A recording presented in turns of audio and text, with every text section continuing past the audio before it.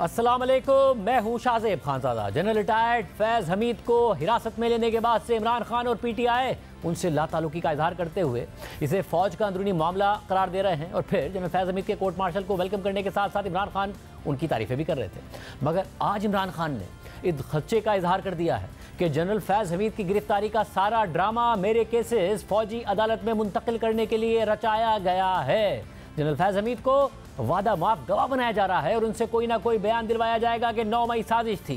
आज अडियाला जेल में इमरान खान और बुशरा बीबी के खिलाफ तोशाखाना के नए केस की समाअत हुई, जहां एहतसाब अदालत के जज ने दोनों मुल्जिमान को 14 रोजा जुडिशल रिमांड पर जेल भेजने का हुक्म दे दिया। जिसके बाद अडियाला जेल में ही मीडिया से गैर रस्मी गुफ्तगू करते हुए इमरान खान ने कहा कि लेफ्टिनेंट जनरल रिटायर्ड फैज़ हमीद की गिरफ्तारी का सारा ड्रामा मुझे मिलिट्री कोर्ट में मुंतकिल करने के लिए किया गया है। उन्होंने मजीद कहा कि इन सबको मालूम है कि मेरे खिलाफ बाकी सारे केसेस फारिग हो चुके हैं, ये इसलिए मुझे अब मिलिट्री कोर्ट्स की तरफ ले जाना चाहते हैं। इमरान खान के मुताबिक जनरल फैज़ हमीद को वादा माफ गवाह बनाया जा रहा है। ये जनरल फैज़ हमीद से कुछ ना कुछ उगलवाना चाहते हैं। ये जनरल फैज़ हमीद से कोई ना कोई बयान दिलवाएंगे कि 9 मई साजिश थी, रेजीम चेंज हमारे खिलाफ हुआ और मुझे ही जेल में डाल दिया। ये कह रहे हैं कि जनरल फैज़ हमीद 9 मई का मास्टरमाइंड है। अगर जनरल फैज़ हमीद ने 9 मई की साजिश की थी और उसने ही मुझे गिरफ्तार कराया था तो फिर उसके खिलाफ कार्रवाई करें। इमरान खान ने मजीद कहा कि इनको शर्म नहीं आती जो ये कह रहे हैं कि जनरल फैज़ हमीद बुशरा बीबी को हिदायत देता था। इस मौके पर साफ़ी ने सवाल किया कि आप तो जनरल फैज़ हमीद के बड़े हिमायती थे और अब जब वो गिरफ्तार हो गए तो आप क्यों खदशा क्यों है कि वो वादा माफ गवाह बन जाएंगे।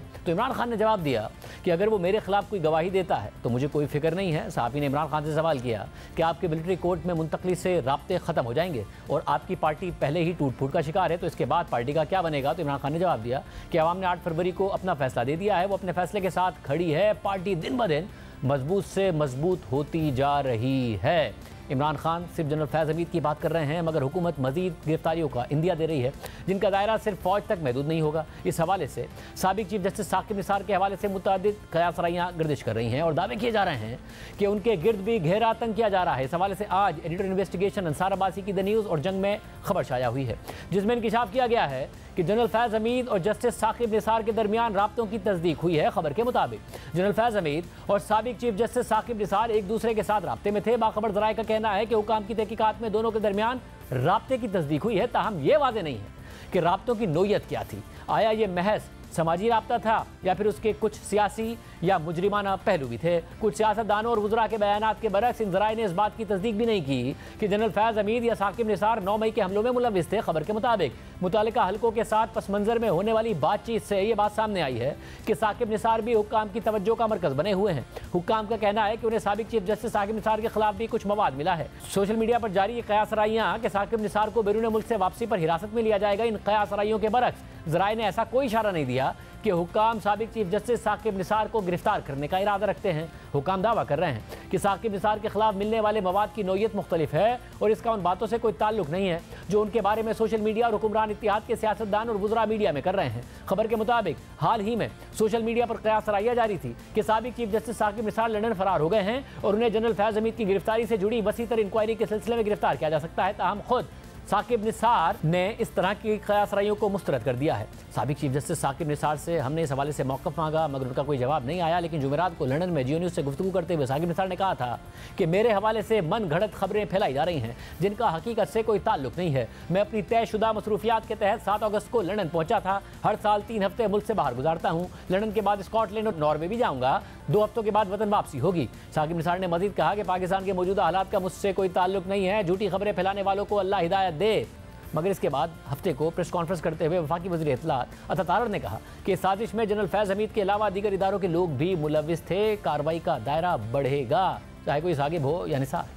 मुल्क के अंदर इंतशार की सियासत की, तकसीम की सियासत की, नफरत की सियासत की और उन्होंने इन लोगों के साथ गठजोड़ करके इस मुल्क में बदअमनी फैलाने की, मुल्की सालमियत को नुकसान पहुंचाने की कोशिश की। तो इस तमाम जो ये साजिशें हो रही थी मुल्की सालमियत के खिलाफ इंतशार फैलाने के लिए, ये तमाम तर इस साजिश का सरगना इमरान नियाजी था और उसकी सहूलतकारी जनरल फैज़ और उनके जो बाकी साथी हैं वो कर रहे थे और बाकी अफसरान का और बाकी कुछ इसमें और इदारों के भी लोग शामिल हैं। और देखिए ये दायरा कार बढ़ेगा, चाहे कोई साकिब हो कोई निसार हो, ये मामलात आगे चलेंगे, शफाफियत के साथ चलने हैं। जबकि आज साबिक सदर आरिफ अलवी से जब सहाफ़ी ने सवाल पूछा कि जनरल बाजवा का भी कोर्ट मार्शल होना चाहिए, तो आरिफ अलवी ने जवाब दिया कि इस बारे में इमरान खान से पूछें। जनरल बाजवा का भी कोर्ट मार्शल होना चाहिए यार, ये मुझे इमरान खान साहब से पूछें। आप सुप्रीम कमांडर थे सर, आपके दौर में फैज साहब पे इल्जाम लगे कि उन्होंने अपने इख्तियारात से अखबार में बहुत कुछ होता रहा, वो जो अब होगा वो अच्छा होगा। आपके नोटिस में थी ये चीज़ें? मेरी नोटिस में बहुत कुछ है। दूसरी जानिब आज Lahore high court Rawalpindi bench में साबिक डिप्टी सुप्रीडेंटेंट अडियाला जेल मोहम्मद अकरम की बाजियाबी से मुतालिक दरख्वास्त पर समाअत हुई, जहां रावलपिंडी पुलिस ने मोहम्मद अकरम के हवाले से रिपोर्ट अदालत में पेश कर दी और उनकी हिरासत से लाइलमी का इजहार किया। तो इस पर अदालत ने बरहमी का इजहार करते हुए आइंदा समाअत पर इंटेलिजेंस ब्यूरो और CPO से बयान हल्फी तलब कर लिया। मोहम्मद अकरम के वकील ने कहा कि 14 अगस्त से मोहम्मद अकरम का कुछ पता नहीं है, पुलिस ने मुकदमा भी दर्ज नहीं किया, तो इस पर अदालत ने दरख्वास्त गुजार को थाना सदर बैरूनी में दराज मुकदमा की दरख्वास्त जमा कराने का हुक्म दे दिया और फिर समाअत 21 अगस्त तक मुलतवी कर दी। आज अडियाला जेल में इमरान खान की गुफ्तगू से मुतालिक मजीद बात करेंगे। हमारे साथ जियो न्यूज़ के नुमाइंदे शबीडार बहुत शुक्रिया मुझे ज्वाइन करने के लिए। इमरान खान ज़ाहिर है खदशे का तो इजहार कर रहे हैं कि उनको भी मिलिट्री कोर्ट में मूव कर दिया जाए, ये जनरल फैज़ का ड्रामा इसलिए है, मगर साथ ही पूरे एतमाद भी नजर आ रहे हैं कि पार्टी को कुछ नहीं होगा, पार्टी मजबूत से मजबूत होती चली जाएगी। आपने क्या ऑब्जर्व किया आज? शाजिर, इमरान खान जनरल फैज़ की गिरफ्तारी को लेकर फ़िक्रमंद तो हैं। वो ये ज़रूर कहते हैं कि मैं खौफज़दा नहीं हूँ, मैं डरा हुआ नहीं हूँ, लेकिन असल में वो खौफज़दा भी हैं और उनको फ़िक्र भी है। इसकी वजह यह है कि उनको ये समझ आ गई है कि जनरल फैज़ की किसी भी कन्फेशनल स्टेटमेंट से वो मसाइल का शिकार हो सकते हैं। अच्छा, इसकी दूसरी वजह यह है कि जब जनरल फैज़ को गिरफ़्तार किया गया उसके बाद उन्होंने उनकी जो पहली स्टेटमेंट है, उन्होंने कहा कि मेरा जनरल फैज़ की गिरफ़्तारी से कोई लेना देना नहीं है, कोई ताल्लुक़ नहीं है, ये फ़ौज का अंदरूनी मामला है और अगर फ़ौज अंदरूनी एहतसाब करना चाहती है तो ये अच्छी बात है। दूसरी समाअत में उन्होंने कहा कि जनरल फैज़ को गिरफ़्तार किया गया है, कह रहे हैं लोग कह रहे हैं कि मैं खौफज़दा हूँ, मैं डरा हुआ हूँ, ऐसी बात नहीं है, मैं डरा हुआ नहीं हूँ। और साथ उन्होंने उस दिन ये भी कहा कि जनरल फैज़ हमारा असासा थे, इनको ज़ाया कर दिया गया। आज उन्होंने बाकायदा तौर पर यह कहा कि जनरल फैज़ का सारा जो ड्रामा है ये मुझे मिलिट्री कोर्ट्स में ले जाने के लिए किया जा रहा है और जनरल फैज़ को मेरे ख़िलाफ़ वादा माफ़ गवाह बनाने की कोशिश की जा रही है। और उन्होंने कहा कि जो भी मेरे मुतालिक जितने भी केसेस बनाए गए थे उनमें कुछ भी नहीं मिला और अब मुझे 9 मई के केसेस में फंसाने की कोशिश की जा रही है। मैंने उनसे पूछा कि आपने कहा कि जनरल फैज़ हमारा असासा थे, आपने कहा जनरल फैज़ काबिल अफसर थे और आपके काबिल एतमाद थे, अब चूँकि वो गिरफ़्तार हुए हैं तो अब आपको ये ख़दशा क्यों है कि वो आपके ख़िलाफ़ कोई स्टेटमेंट देंगे या आपके ख़िलाफ़ वादा माफ़ गवाह बन जाएंगे। उन्होंने कहा कि मुझे इस बात की फ़िक्र नहीं है, अगर वो मेरे ख़िलाफ़ बयान देते हैं देने दें, लेकिन मैंने फैज़ हमीद की हद तक सिर्फ ये बात की है कि वो जिस वक़्त अपने ओहदे पर थे मैं उनको हटाना नहीं चाहता था। जनरल बाजवा ने नवाज शरीफ और शहबाज शरीफ से डील करके उनको हटाया। अच्छा, दूसरी बात जो ख़बरें चल रही थी कि जो जनरल फैज़ है वो बुशरा बीबी को हिदायत देते थे और बुशरा बीबी वो हिदायत इमरान खान तक पहुँचाते थे, इस पर उन्होंने कहा कि ये बड़ी शर्म की बात है, इनको शर्म नहीं आती है, हमारे माशरे में इस तरह ख़वातीन इस्तेमाल नहीं होती, ये बिल्कुल गलत बात है। किसी भी पॉइंट पर आपको लगा कि इमरान खान को वाकई लग रहा है कि उन्हें मिलिट्री कोर्ट मुंतकिल कर दिया जाएगा या फिर वो महज एक बयानी की हद तक ये बात कर रहे हैं, वो वाकई उन्हें ये महसूस हो रहा है इस वक्त? नहीं, उन तक जो भी मालूमात पहुंची हैं या जो ख़बरें सामने आई है मीडिया में, क्योंकि हमारे ज़राए भी ये कह रहे हैं कि जनरल फैज़ से मुतल्लिक जो इन्वेस्टिगेशन अभी तक हुई है उसमें उनका जो मंसूबा था पोस्ट रिटायरमेंट का उसमें 9 मई भी शामिल था, ये ख़बरें तो उन तक पहुंची है, लिहाजा वो इस बात को लेकर परेशान ज़रूर हैं कि अगर फैज़ हमीद ने उनके ख़िलाफ़ कोई स्टेटमेंट दी तो उनको मिलिट्री कोर्ट्स में ले जाया जाएगा। मगर इस बात पे कॉन्फिडेंट नहीं है कि कोई सज़ा हो भी गई तो जाहिर है आगे की अदालतों में वो नहीं सस्टेन कर पाएगी, उन्हें ये कॉन्फिडेंस नहीं है? ये उन्होंने कहा है कि जो मेरे केसेस अभी तक जिनका ट्रायल हुआ है उसमें कुछ नहीं मिला है। अब अगर ये 9 मई के केसेस में भी मुझे फंसाना चाहते हैं और मिलिट्री कोर्ट्स में ले जाना चाहते हैं, वहाँ भी हम इसको चैलेंज करेंगे और ये केस भी फारिग हो जाएगा, क्योंकि अगर ये कह रहे हैं कि 9 मई में जनरल फैज़ की साजिश शामिल थी तो साजिश तो हमारे खिलाफ हुई है, और ये कह रहे हैं कि 9 मई का मास्टरमाइंड जनरल फैज़ था। मैं कह रहा हूँ कि अगर जनरल फैज़ मास्टरमाइंड था, क्या मेरी गिरफ्तारी गिरफ्तारी का जो आर्डर है वो जनरल फैज़ ने दिया था, क्या CCTV फुटेज चोरी जनरल फैज़ ने करवाई है? अगर ये सब जनरल फैज़ ने करवाया है तो उसको ज़रूर पकड़ा जाए। बहुत शुक्रिया। एक तरफ ये सूरत हाल है और दूसरी तरफ तहरीक इंसाफ बतौर पार्टी अंदरूनी इख्तलाफात का शिकार है। पार्टी के पंजाब के सदर हम्माद अजहर इमरान खान तक रसाई ना होने की वजह से अपना ओहदा छोड़ चुके हैं। उनके साथ साथ पार्टी के लाहौर के सदर और जनरल सेक्रेटरी भी ओहदा छोड़ चुके हैं। हम्माद अजहर खुद एक्स पोस्ट में इल्ज़ाम लगा चुके हैं कि पार्टी में मुख्तलिफ ग्रुप्स बने हुए हैं और मेरिट के बजाय लॉबिंग की बुनियाद पर ओहदे दिए जा रहे हैं। और इसकी वजह यह है कि मखसूस लोगों को ही इमरान खान तक रसाई हासिल है, जो उनके कान भर रहे हैं और मखसूस बातें इमरान खान तक पहुँचाकर मर्जी के फैसले करवा रहे हैं। ऐसे ही मामला खैबर पख्तूनख्वा में भी सामने आए हैं, जहां वजीर आला और एक सूबाई वजीर एक दूसरे पर करप्शन के इल्ज़ाम लगा चुके हैं और दोनों का दावा है कि वो एक दूसरे की करप्शन इमरान खान के इल्म में लाए थे। वजीर आला अली अमीन गंडापुर ने सूबाई वजीर शकील खान को गुड गवर्नेंस कमेटी की रिपोर्ट पर वजारत से निकाला और सूबाई हुकूमत के तर्जुमान बैरिस्टर सैफ ने कहा कि कमेटी ने अपनी रिपोर्ट में शकील खान को कसूरवार करार दिया था, जबकि शकील खान ने यह दावा किया था कि वजीर आला खैबर पख्तूनख्वा किसी और के इशारों पर काम कर रहे हैं।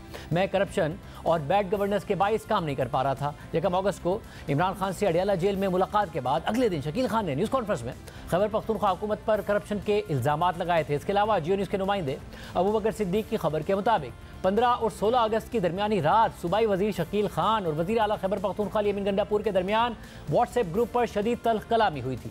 तहरीक इंसाफ के दोनों रहनुमाओं के दरमियान तल्ख कलामी रात 1 बजे के करीब PTI पार्लियामेंटेरियंस के व्हाट्सएप ग्रुप में हुई, जहां 1 घंटे तक तल्ख जुमलों का तबादला जारी रहा। ज़राए का कहना है कि वज़ीर आला अली अमीन गंडापुर और शकील खान ने एक दूसरे पर करप्शन के इल्ज़ाम लगाए और शकील खान ने वज़ीर आला को बाइख्तियार ना होने का ताना भी दिया।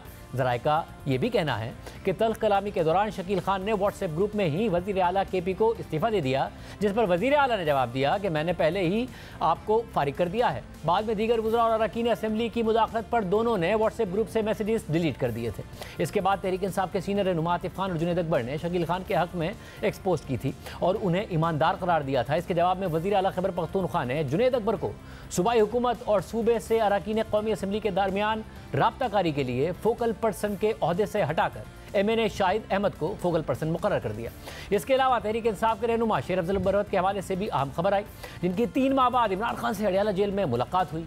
मुलाकात के बाद शेर अफजल मरवत ने पार्टी क़यादत से तमाम इख्तलाफात ख़त्म करने का ऐलान करते हुए कहा कि अब हम पहले लाहौर का रुख करेंगे और सारी हिकमत अमली अब मैं बनाऊंगा, ताकि कल कोई 9 मई हो जाए तो इमरान खान पर इल्ज़ाम ना आए। आज तकरीबन 3 माह के बाद खान साहब से मुलाकात हुई, तमाम क़यादत मौजूद थी, तो खान ने जो है बाकायदा तौर पे मुझे 22 अगस्त के जलसे की तमाम जिम्मेदारी सौंपी है और साथ ही साथ मुल्क भर में एहतजाज की जिम्मेदारी सौंपी है। बैरिस्टर गौर साहब को खान ने वाज़ेह इंस्ट्रक्शन दी है कि पार्टी में जितने ये मसले मसाइल उठे हैं सबसे रजू करो, और खान ने वाज़ेह पैगाम दिया है कि कोई ग्रुपिंग मंजूर नहीं है, कोई इख्तलाफात मंजूर नहीं है, हम पहले लाहौर का रुख करेंगे। इस तरह नहीं है कि अब हम मुंह या पीट करके भागेंगे, जलसा करेंगे, ये टीयर गैस चलाते हैं, ये गिरफ्तारियां करते हैं, किसी चीज की परवाह नहीं है। जलसे जुलूस स्ट्रेटेजी वो अब हम बनाएंगे, क्योंकि कल कलां को अगर कोई 9 मई होती है तो इल्जाम खान पे न दरा जाए कि खान के लिए हम जिम्मेदार होंगे किसी 9 मई के। जो भी स्ट्रेटेजी होगी वो मैं बनाऊंगा और न मैं खान से इसकी इजाजत लूंगा, क्योंकि कल कला को कहेगा कि खान ने यह कहा है कि आपने जनाब पंजाब में यह करना है। इस सब में दिलचस्प बात यह भी है कि शेर अफजल मरवत कई माह पहले फरवरी में हमारे प्रोग्राम में साबिक DG ISI लेफ्टिनेंट जनरल फैज़ हमीद के हवाले से ये कह चुके हैं कि जनरल बाजवा से ज़्यादा नुकसान जनरल फैज़ हमीद ने पहुंचाया और पाकिस्तान तहरीक इंसाफ की पीठ में छुरा घोंपा। खान साहब जो हैं वो जनरल फैज़ हमीद के हवाले से काफ़ी अरसा तक यही ओपिनियन उनकी थी कि उनके साथ नेकी किया करते थे, लेकिन पाकिस्तान तहरीक इंसाफ की जो क़यादत थी बशमूल में खुद हम ये ओपिनियन रखते हैं कि फैज़ हमीद ने जो है वो मुकम्मल साथ दिया था बाजवा का, और उन्होंने पाकिस्तान तहरीक इंसाफ के पीठ में खंजर घूंपा है। जो जितना नुकसान बाजवा ने दिया है उससे कई बढ़ के नुकसान पाकिस्तान तहरीक इंसाफ को फैज़ हमीद ने दिया है। हमारे साथ रहनुमा तहरीक इंसाफ शेर अफजल मरवत साहब मौजूद हैं, जिन्हें अब इमरान खान ने टास्क दिया है कि पार्टी एहतजाज करेगी, एहतजाज को मुकम्मल तौर पर ऑर्गेनाइज और लीड करेंगे शेर अफजल मरवत साहब। इस हवाले से भी उनसे बात करेंगे। 3 माह बाद उनकी इमरान खान से मुलाकात हुई, उनकी मुलाकात अच्छी रही। मरवत साहब बहुत शुक्रिया मैं शो में ज्वाइन करने के लिए। मरवत साहब, पहले मैं आपसे जानना चाहूँगा कि तहरीक इंसाफ में जब कोई नहीं बात करता था, आपने 15 फरवरी को हमारे प्रोग्राम में कहा कि डबल गेम खेलते थे जनरल फैज़ हमीद, उन्होंने नुकसान पहुँचाया जनरल बाजवा से ज़्यादा पार्टी को और पार्टी की पीठ में छुरा घोंपा। अब जब आपकी इमरान खान साहब से मुलाकात हुई, क्या इस हवाले से बात हुई? जी बहुत शुक्रिया शाहजेब खानज़ादा साहब। अभी मेरी पहली मुलाकात थी काफ़ी अरसे के बाद, तो मैं तो अपने मसले मसाइल खान साहब के आगे पेश करता गया।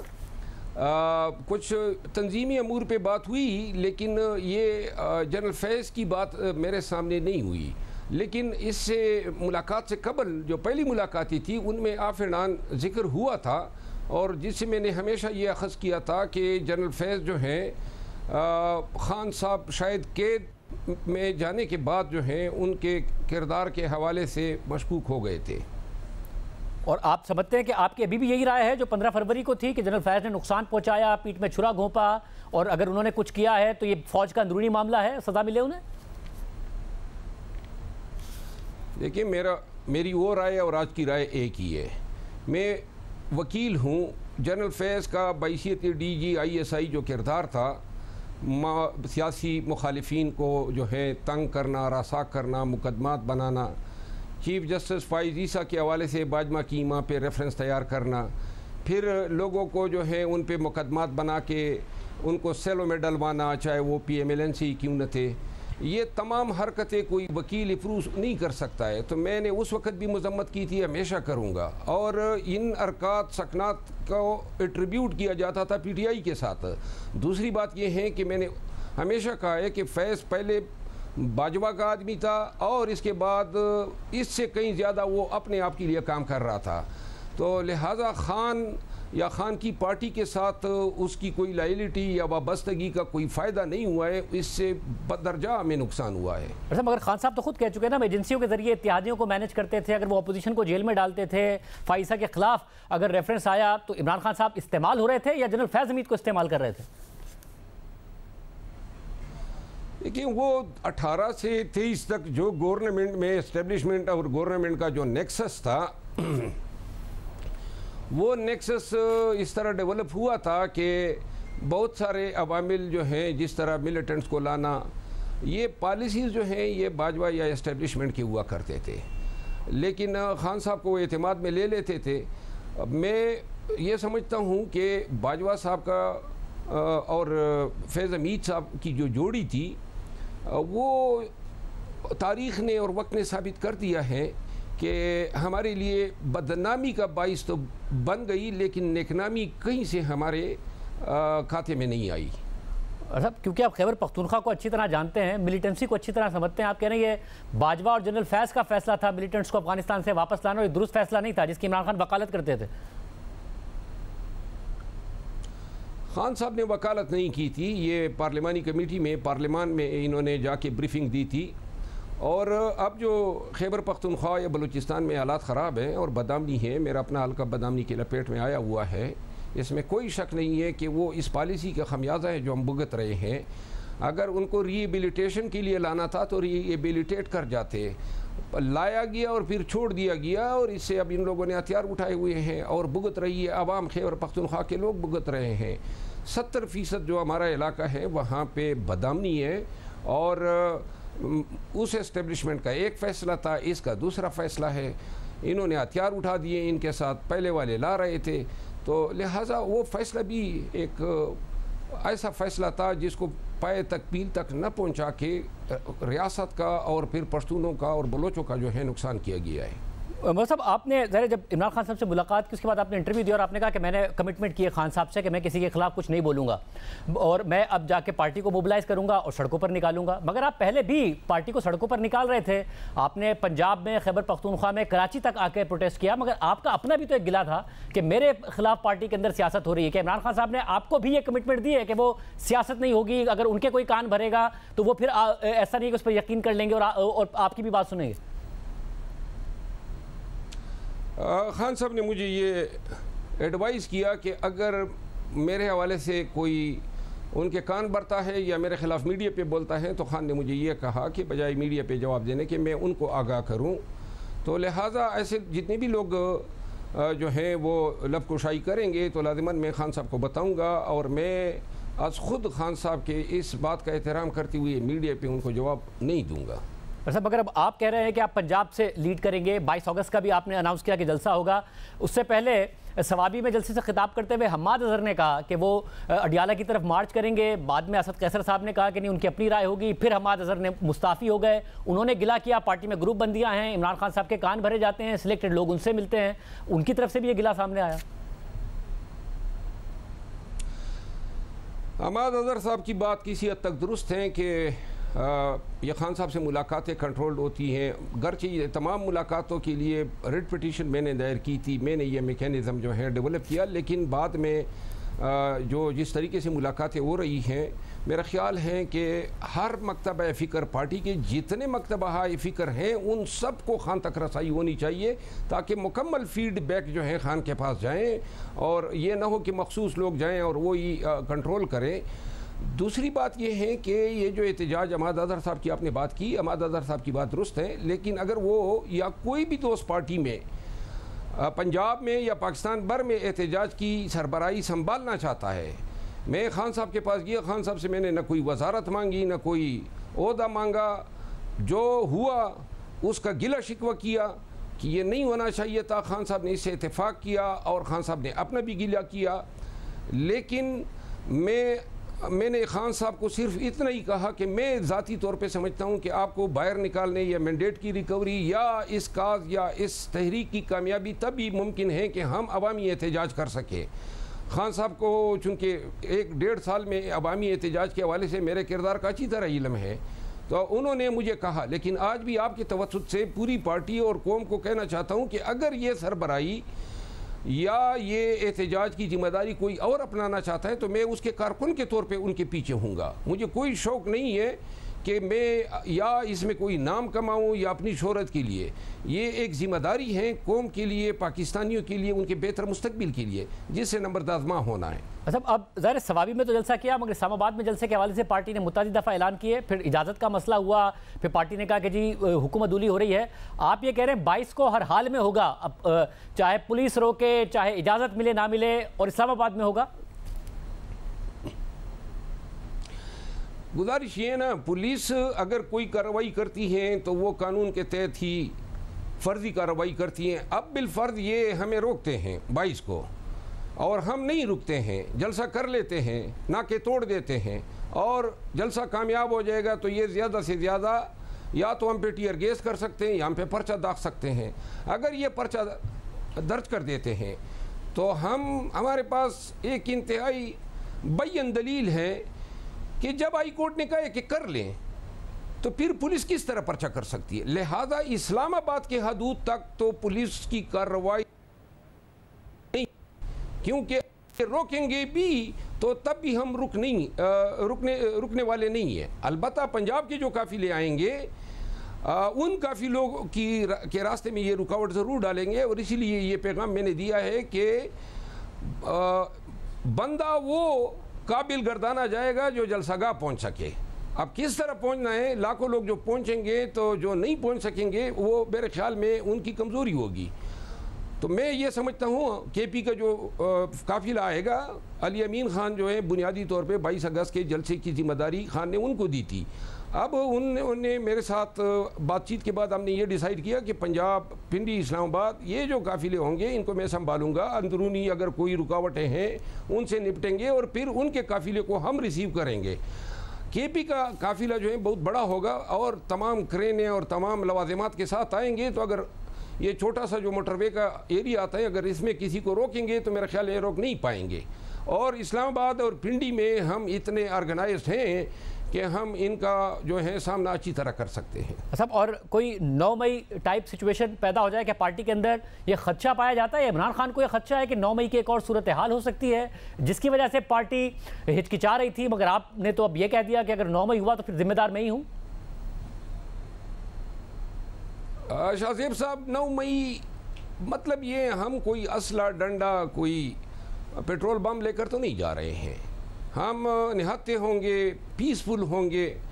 अब अगर 9 मई की सूरत में कोई हम पे टियर गैस या गोली चलाना चाहता है और 9 मई बनाना चाहता है 9 मई, तो हम रोक तो नहीं सकते हैं, लेकिन इस डर से जलसा ही न करें। एहतजाज का हक जो आर्टिकल 16 आईन पाकिस्तान देता है उससे दस्तबरदार हो जाए कि जी 9 मई हो जाएगा या रियासत जो है हम पे केसेस बना देगी। इसीलिए मैंने ये कहा है कि हम पुरअमन रहेंगे, लेकिन अगर रियासत ने या हुकूमत ने या इदारों ने हम पे तशद्दुद करने की कोशिश की या गोलियां चलाई तो फिर पूरा पाकिस्तान उठेगा और फिर ये नहीं माना जाएगा कि जनाब यारी 9 मई हुआ था और 9 मई के बाद ये दूसरा हुआ। गोलियां चलाने वाले भी 9 मई को भी यही थे और अभी भी अगर चलाएंगे तो आप देखेंगे कि कैमरे हैं, सब मौजूद हैं, ये देखेंगे कि हमारी सूरत हाल क्या होगी, लेकिन हम गोलियों या बंदूकों के आगे पीठ नहीं दिखाएंगे।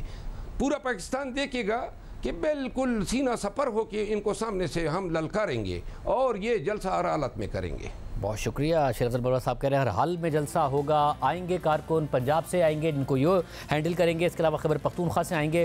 वफाकी हुकूमत क्या करेगी? तारर साहब वफाकी वज़ीर इत्तलात हमारे पास साथ मौजूद हैं जिन्होंने एक अहम बयान भी दिया है। बहुत शुक्रिया तारर साहब हमें शो में ज्वाइन करने के लिए। तहरीक इंसाफ कह रही है कि जी हमने 22 को जलसा करना है, हुकूमत रोकेगी तो हमारे जो खैबर पख्तूनख्वा से काफिले आ रहे हैं वो क्रेनों के साथ आएंगे, रुकावटें हटाएंगे, पंजाब में भी हम रुकावटें हटाएंगे, हम पुरअमन हैं, हमें ना रोका जाए, वरना अगर कुछ भी होता है तो फिर हुकूमत जिम्मेदार होगी इस हवाले से।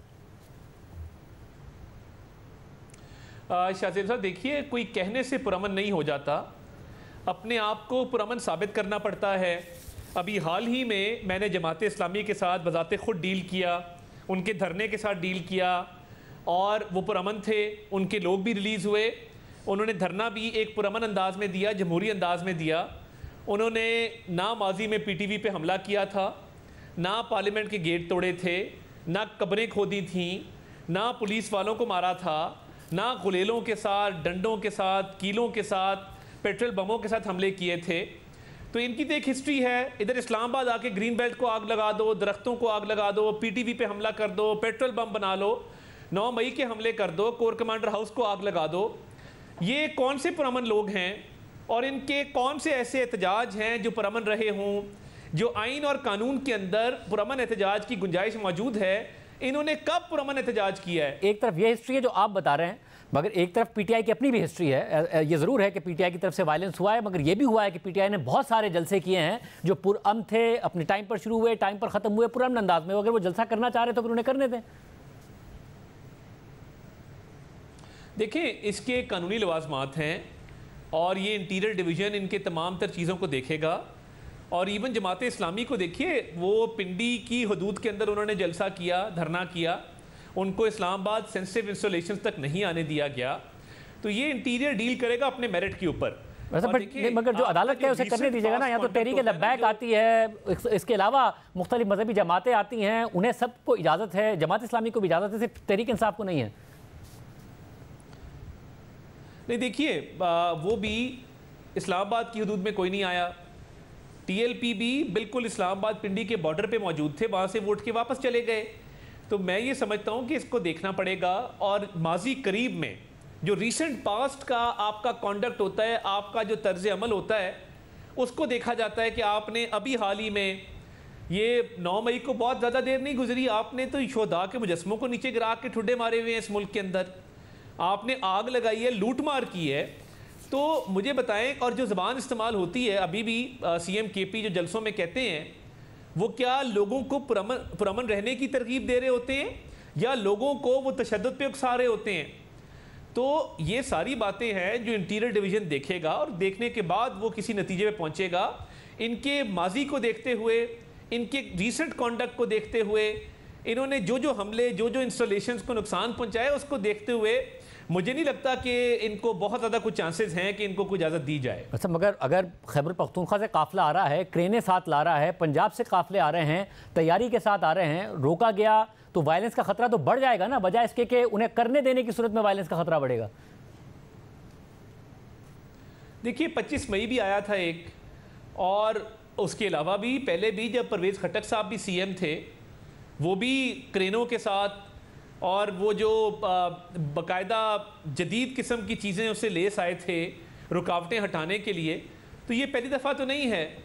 और मेरी गुजारिश होगी कि खैबर पख्तूनख्वा में हस्पतालों पर तवज्जो दें, दर्सगाहों पर तवज्जो दें, स्कूल, कॉलेज, हस्पताल, यूनिवर्सिटियाँ बनाएं, टैक्स इकट्ठा करें। काउंटर टेररिज्म पे शदीद ज़रूरत है तवज्जो की। पंजाब ने एक फोर्स खड़ी की थी, आप अभी तक वो वफाक का पूरा ताउन है, आप वो फोर्स नहीं खड़ी कर सके अभी तक। जनूबी खैबर पख्तूनख्वा के अजला में तालिबान का राज है और बहुत हद तक जो है वो रात को आपको पता है जो वहाँ पे मामलात होते हैं, तो इनको इसकी रोकथाम के लिए काम करें ना, लोगों की ज़िंदगियों को आसान बनाएं। अगर आप यही लश्कर कशी वफाक की तरफ करते रहेंगे और पीछे आपके सूबे में आग लगी होगी, तो जब आग लगती है घर को तो उसकी हीट सब तक पहुँचती है। हमारा भी उतना सूबा है जितना आपका है, तो हमारी गुजारिश ये है कि अवामी मसाइल पर तवज्जो दें। ये लीडर की खुशामद में और उसकी खुशनुदी के लिए मुल्क में इंतशार फैलाना ये मुनासिब नहीं है। इतना बड़ा सूबा है, उसको मैनेज करें, उसके मामलात को मैनेज करें। मगर लीडर एक अलग खदशे का इजहार कर रहे हैं, अब उस पर क्या पार्टी रिएक्ट नहीं करेगी? क्योंकि लीडर कह रहे हैं कि ISI के साबिक सरबराह लेफ्टिनेंट जनरल फैज़ हमीद की गिरफ्तारी का सारा ड्रामा मुझे मिलिट्री कोर्ट में मुंतकिल किए जाने के लिए किया गया है। फैज़ हमीद को वादा माफ गवाह बनाया जा रहा है। मजीद कहा कि जनरल फैज़ हमीद से कुछ ना कुछ उगलवाना चाहते हैं और ये जनरल फैज़ से कोई ना कोई बयान दिलवाएंगे कि 9 मई साजिश थी। ये इमरान खान कह रहे हैं कि सब मुझे फंसाने के लिए किया जा रहा है। देखिए, इसमें कोई शक है कि बानी चेयरमैन PTI की क़यादत में एक बाकायदा कलूजन थी और ये कोशिश की गई कि जनरल फैज़ हमेशा उस पोजीशन पे रहें। और आपको याद है कि ISI को कोर डिक्लेयर करने तक ये जाने को तैयार थे। क्या वजह थी कि उस वक्त के वज़ीर आज़म बानी चेयरमैन PTI वो नहीं चाह रहे थे कि एक सेकंड के लिए भी लेफ्टिनेंट जनरल फैज़ हमीद उस ओहदे से हटें। और उन्होंने कहा कि ये डिबेट चलती रही, आप तक भी ये बात पहुंची होगी, मेरे तक तो पहुंची थी कि जी आप ISI को कोर डिक्लेयर कर दें। वो जो एक चीफ बनने के लिए कोर को कमांड करना होता है और वो लाजिम होता है, तो हम यही ISI को कोर डिक्लेयर कर देते हैं ताकि इनको उस ओहदे से अलहदा ना होना पड़े। और इन रिटर्न क्या ये कोई राज है कि जनरल फैज़ हमीद ने भरपूर कोशिश की कि इनकी सियासी जमात वो बरसरे इक़्तिदार रहे और इंतज़ाम ये था कि अगले कई सालों तक रहे।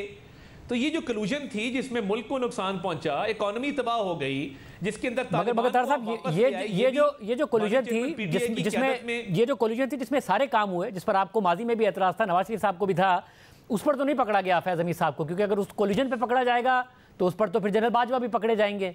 तो ये तो बाद के मामलात पे पकड़ा गया है, यानी कि जब इंस्टीट्यूशन की पॉलिसी नहीं थी तो और इंस्टीट्यूशन की पॉलिसी के खिलाफ वर्जी उन्होंने अगर रिटायरमेंट के बाद की, उस पर पकड़ा गया ना।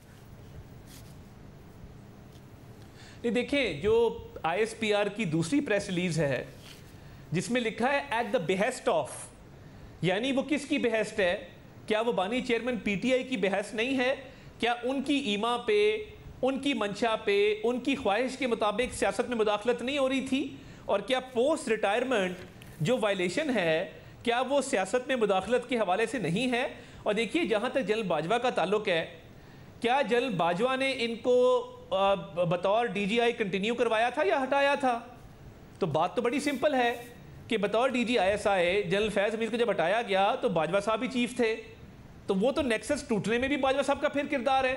मैं समझता हूँ कि ये देखें, ये बिल्कुल क्लियर है कि जो नेक्सस था वो बानी चेयरमैन PTI और जनरल फैज़ हमीद के दरमियान था और उससे मुल्क को नुकसान पहुंचा। और ये ISPR की दोनों प्रेस रिलीजेस बिल्कुल क्रिस्टल क्लियर हैं कि एक दूसरे के मफादात को प्रमोट करने के लिए। और देखिए, जो साजिशें बानी चेयरमैन PTI ने की, अब इस ट्राइका में और लोग भी शामिल हैं, जिसमें फरा गोगी है, शहजाद अकबर है, जुल्फी बुखारी है। ये तीनों आज मुल्क से बाहर कैसे चले गए? ये वही नेक्सस है।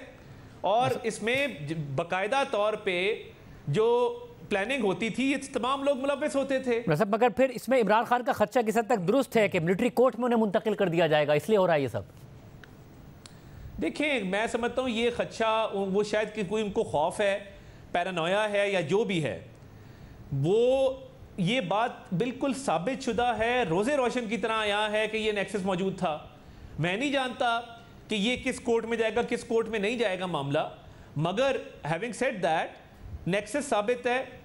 इमरान खान जो बानी चेयरमैन PTI है उसकी सरबराही साबित है, इनकी कलूजन साबित है, और वो अपने पर्सनल और पॉलिटिकल इंटरेस्ट को प्रमोट करने के लिए मुल्क को नुकसान करना साबित है। तो मगर आपने तो साकिब निसार का भी नाम लिया, आपने कहा कि इदारों के में जो दूसरे इदारे वो भी कार्रवाई होगी, आपने कहा ना साकिब भी निसार भी। मैंने सिर्फ ये कहा नहीं, मैंने कहा irrespective of name and rank, मैंने कहा चाहे कोई साकिब हो या कोई निसार हो, ये तो एक बाय वे ऑफ एग्जांपल बात की। यानी आपके पास कोई इन्फॉर्मेशन नहीं है इस हवाले से? दायरा कार बढ़ेगा। यानी आपके पास कोई इन्फॉर्मेशन नहीं है कि साकिब निसार भी रिटायरमेंट के बाद मुलविस थे सारी ट्रॉयका में? नहीं, बिल्कुल नहीं है। देखें, साकिब निसार साहब इसका हिस्सा होंगे और थे, और नजर आता है कि वो कलूजन का पार्ट थे। मैंने तो एक बाय वे ऑफ एग्जांपल बात की कि लगता ये है, और एक गालिब इम्कान ये है कि इसका शायद दायरा कार वसी होगा। और जहाँ पे एक इदारे ने एक खुद एहतसाबी का अमल शुरू किया, और ये आज का नहीं है, अगर आप मई की प्रेस कॉन्फ्रेंस निकालें DGISPR की, मई के महीने के अंदर वो कह रहे हैं कि जितना बड़ा रैंक होता है फौज के अंदर उतना ही कड़ा एहतसाब होता है, उतनी ही बड़ी रिस्पॉन्सिबिलिटी होती है। तो देखिए, अगर बाकी लोग भी कोई मुलव्विस थे तो इसका दायरा कार बढ़ना चाहिए, बढ़ता नजर आता है। तो ये किसी इंफॉर्मेशन की बेस पे नहीं है, मगर जो एक कलूजन थी उस हिसाब से ये एक मैं सोच समझता हूँ। मगर अगर जितना बड़ा रैंक होता है उतनी बड़ी सजा होती है, तो फिर जनरल बाजवा को भी सजा होती है। मसला ये ना कि जब इदारे की अपनी पॉलिसी हो और उसके मुताबिक कोई कितना ही बड़े और कितनी छोटे रैंक का अफसर काम कर रहा हो तो ठीक है, फिर ओथ का जिक्र भी नहीं आएगा, फिर एक्ट का भी जिक्र नहीं आएगा। मगर अगर इदारे की पॉलिसी के आप अगेंस्ट जाएंगे, बेशक वो आपके हल्फ की खिलाफ वर्जी है, आइन की खिलाफ वर्जी है, तो फिर ठीक है। नहीं, मैं ये नहीं समझता। और देखिए, मैं बतौर वज़ीर इत्तलात आपको ये बता सकता हूँ, जैसे मैंने पहले अर्ज़ किया कि मुझे ये बताइए कि फिर जनरल फैज़ का और ये जो कलूजन थी और इसको बानी चेयरमैन PTI लीड कर रहे थे, तो क्या जब जनरल फैज़ को बतौर DG ऐसा हटाया गया तो क्या उसमें जनरल बाजवा की मंशा शामिल नहीं थी? और क्या वजह है कि बानी चेयरमैन PTI ने उसके बाद उनको अलकाबाद से नवाजना शुरू कर दिया, मीर जाफ़र मीर सादिक कहना शुरू कर दिया? उन्होंने कहा कि इदारा न्यूट्रल मुझे कबूल नहीं है, क्योंकि वो नहीं चाहते थे कि मुल्क में कोई भी न्यूट्रलिटी आए। मतलब यही है ना कि जो फॉल आउट हो गया इमरान खान का और जनरल बाजवा का और इदारे की पॉलिसी बदल गई। आप ये बताइएगा 9 मई में क्या आपके पास इंफॉर्मेशन है इस हवाले से कि 9 मई में जनरल फैज़ इन्वॉल्व थे? देखिए, ये जो ग्रैंड प्लान बानी चेयरमैन PTI ने बनाया था, इसकी शवाहिद आ जाएंगे सामने कि कौन कौन मुलव्विस था। मगर बानी चेयरमैन PTI की सरबराही में एक इजलास होता है, आपको याद होगा कि उसमें शफकत महमूद ने डायसेंट किया। उन्होंने कहा हमें ये काम नहीं करना चाहिए। शमशाम बुखारी साहब ने कहा हमें ये काम नहीं करना चाहिए, और ये बाकायदा एक प्लानिंग थी। अब इसके शवाहिद सामने आ जाएंगे कि और कौन कौन मुलव्विस था। मगर बानी चेयरमैन PTI के कहने पे ये हुआ। उनकी तीनों बहनें कोर कमांडर हाउस के बाहर मौजूद थीं, उनका भांजा मौजूद था। कहा गया खान नहीं तो पाकिस्तान नहीं, कहा गया कि पहुंचो अपने अपने अहदाफ तक, अपने अपने ऑब्जेक्टिव को अचीव करो। कहा गया कि उस जगह पे पहुंचना है, हम GHQ जा रहे हैं। शहरयार अफरीदी का बयान, मुराद सईद का बयान, यास्मीन राशिद का बयान, ये तमाम लीडर्स की वीडियो फुटेज और एविडेंसेस मौजूद हैं जो इररिफ्यूटेबल है।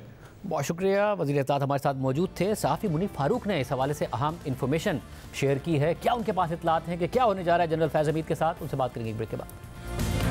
जनरल रिटायर्ड फैज़ हमीद के हवाले से बानी PTI इमरान खान दावा कर रहे हैं कि जनरल फैज़ हमीद को मेरे खिलाफ आदम माफ गवाह बनाया जा सकता है। ये ड्रामा इसलिए रचाया जा रहा है कि मुझे मिलिट्री कोर्ट में मुंतकिल किया जाए। अब से कुछ देर पहले आज शाम में सहाफ़ी मुनीफ फारूक ने ये बात एक्स पर पोस्ट की कि उनको रिलायबल सोर्सेज ने बताया है कि ऐसा एविडेंस मौजूद है कि 9 मई में इन्वॉल्व थे जनरल फैज़ हमीद। इसके अलावा मिलिट्री में, पाकिस्तान आर्मी में रिटायरमेंट के बाद बगावत भड़काने के इल्ज़ाम में उनको सज़ा दी जा सकती है। मुनीफ फारूक हमारे साथ। मुनीफ साहब बहुत शुक्रिया मुझे ज्वाइन करने के लिए। मालूमात आपने शेयर की है, रिलायबल ज़राए आपको बता रहे हैं, क्योंकि बगावत की सज़ा तो बहुत सख्त हो सकती है। जी शाहजेब साहब, ये पाकिस्तान आर्मी एक्ट का सेक्शन 31 है जिसमें बेसिकली म्यूटनी और इनसबॉर्डिनेशन की ये जुर्म दर्ज है।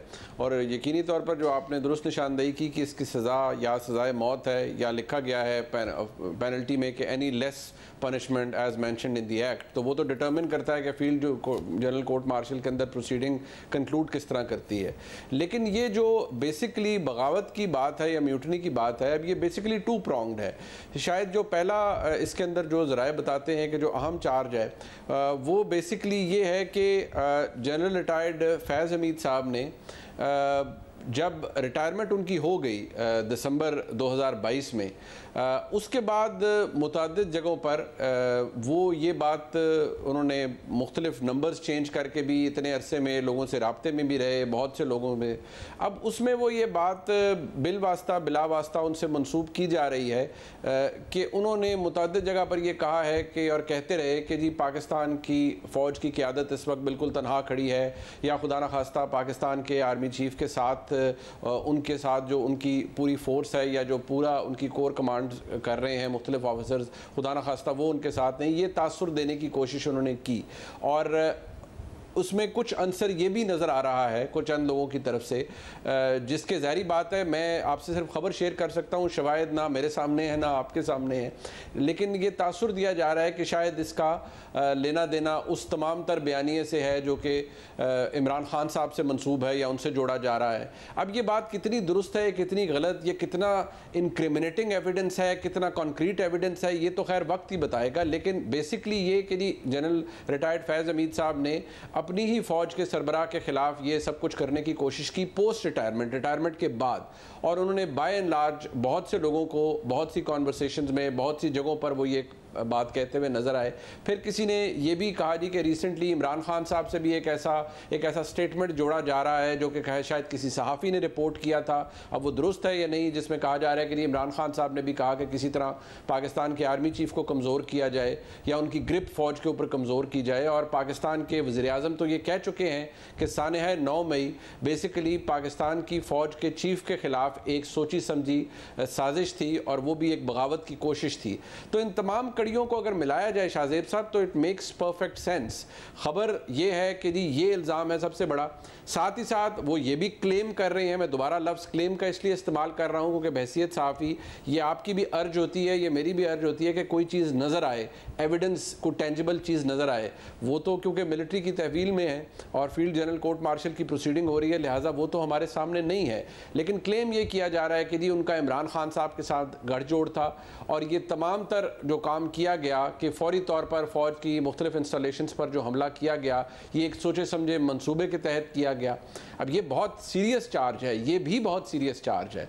सो अगर इन दोनों चीज़ों को मिला दिया जाए तो फिर तो एक बड़ी तगड़ी किस्म की चार्जशीट नज़र आती है। और अगर आपको याद हो तकरीबन कोई 1 महीना पहले मैंने आपके प्रोग्राम में ही अर्ज़ किया था कि मुझे चंद ऐसे निशानात मिल रहे हैं जिससे मुझे ख़तरा है कि शायद इमरान खान साहब का मामला भी मिलिट्री कोर्ट में जाएगा। अब अंग्रेज़ी में जिस तरह आप कहते हैं कि it is all beginning to make some sense, तो मुझे लग रहा है क्योंकि अब तो खैर इमरान खान साहब ने खुद भी जिक्र कर दिया है कि शायद ये मामला उसी तरफ जा रहा है। वैसे अगर चला भी जाए तो ज़ाहिर है अदालतों में चैलेंज होगा। अगर इमरान खान साहब को इससे मुंसलिक किया जाता है, 9 मई के हवाले से पहले भी बहुत सारे दावे किए गए कि सारे सबूत मौजूद हैं, सब कुछ होगा, मगर हमने देखा कि फिर साबित कुछ नहीं हुआ। 15 महीने बाद फैज़ हमीद गिरफ्तार होते हैं, फिर ये खबर आती है, इमरान खान इस अंदेशे का इजहार कर रहे हैं, ये फिर कुछ मजीद अरसे के लिए उन्हें कैद में रखने के लिए तो शायद हो जाए। आपको लगता है कुछ साबित हो पाएगा, आला अदालतों में ये प्रूव हो पाएगा?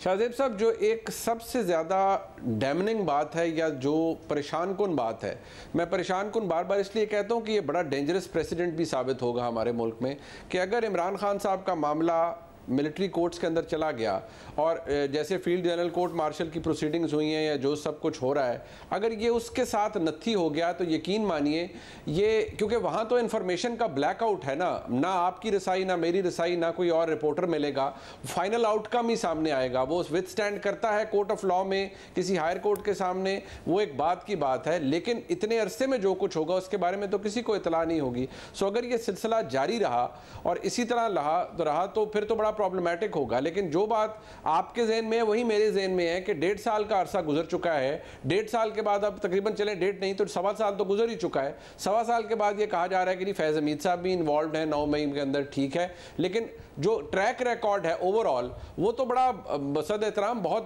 बुरा है कि कुछ प्रूव नहीं कर पा रही अब भी प्रोसिक्यूशन 9 मई के हवाले से, और सिर्फ शायद गुजरांवाला की एक अदालत है जिसमें कुछ सज़ा सुनाई गई, बाकी जगह पर तो सज़ा भी कोई नहीं सुनाई जा सकी।